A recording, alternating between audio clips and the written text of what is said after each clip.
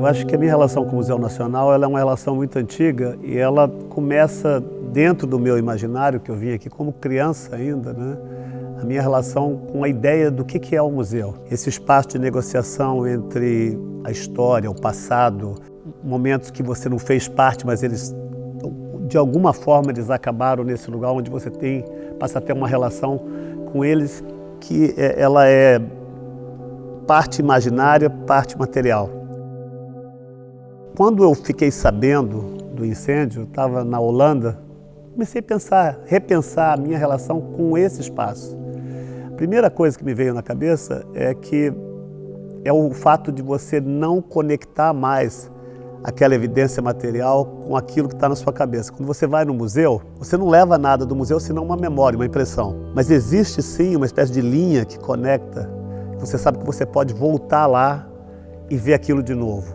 E eu senti essa linha se romper. Eu não ia poder visitar mais aquele museu.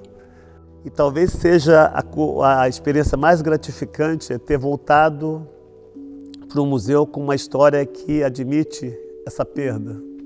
E voltar com essas, parece que são memórias, essa impressão que eu falei que você leva, como se elas fossem petrificadas, carbonizadas, mas a partir das cinzas do museu você criar aquela memória, recriar aquela memória que você já teve. Essa exposição, de uma certa forma, ela fala sobre um assunto, um evento super específico, que é o incêndio do Museu Nacional na Quinta da Boa Vista, no Rio de Janeiro. Tem um lugar, tem um endereço, né? Mas, de uma certa forma, ela tem um aspecto mais amplo que fala sobre o museu, né? Como ele tem esse espaço que cria significados, né? O museu ainda mas era muito a casa de todo mundo.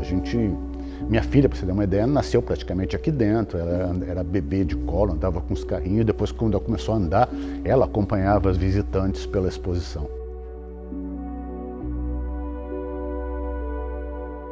Incêndios são processos que não são homogêneos. Então, você olha e pensa, queimou tudo. E quando você vê, não foi tudo que queimou. Porque o fogo não é homogêneo, ele não vai lá e queima tudo. Mas ele atinge muito, às vezes destrói, às vezes modifica. Então a gente começou desde do dia seguinte a acompanhar o trabalho, buscando o quê? Buscando num primeiro momento resgatar aquilo que estava aqui dentro, que podia ser salvo, para ser reincorporado ao patrimônio da instituição. E muitas das coisas que tinham sido destruídas, eu tinha acompanhado muito de perto a construção.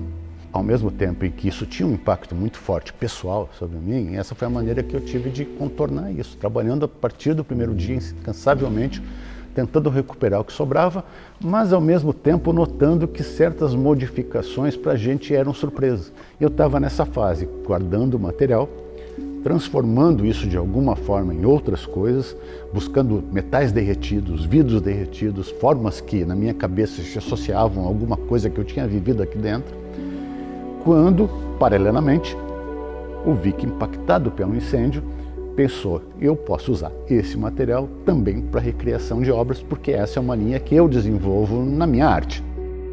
Eu já havia feito obras com açúcar, com terra, com esse tipo de material fareloso, assim, né? Que você só tem, às vezes você trabalha com contrastes, às vezes você tem a possibilidade de fazer diferentes cinzas, né?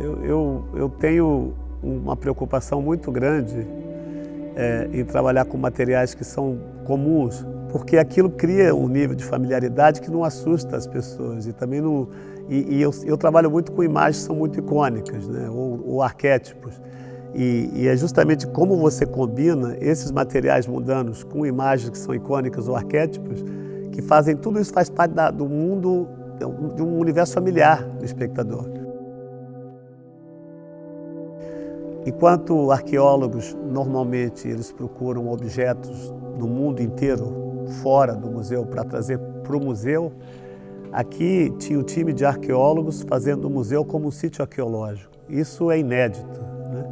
E isso nos possibilitou pegar um material específico em relação àquela memória e tentar conectá-lo.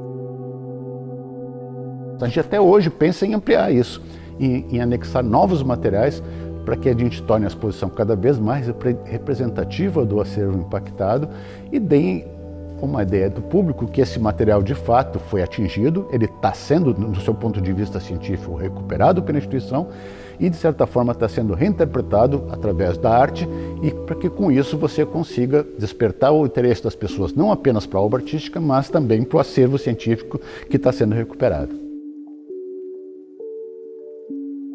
Quando você visita o museu, o passado, quem constrói é você.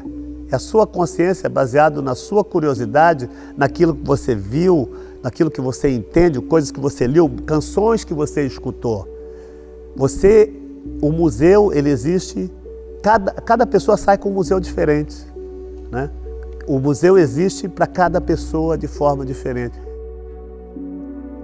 Esse assunto da memória, aquilo que você tem dentro de você em relação àquilo que aconteceu, é uma constante no meu trabalho. Mas eu acho que nunca, assim, eu tive a oportunidade de desenvolver um trabalho conceitual tão redondo e o fato de estar sendo mostrado aqui, nessa sala, onde o incêndio começou, que você tem o testemunho dessas vigas completamente retorcidas, parece que elas foram feitas de plástico, né? Vigas de aço. Isso tudo, o lugar, tudo para mim, assim, do ponto de vista de como você fecha um ciclo criativo, não podia ser melhor.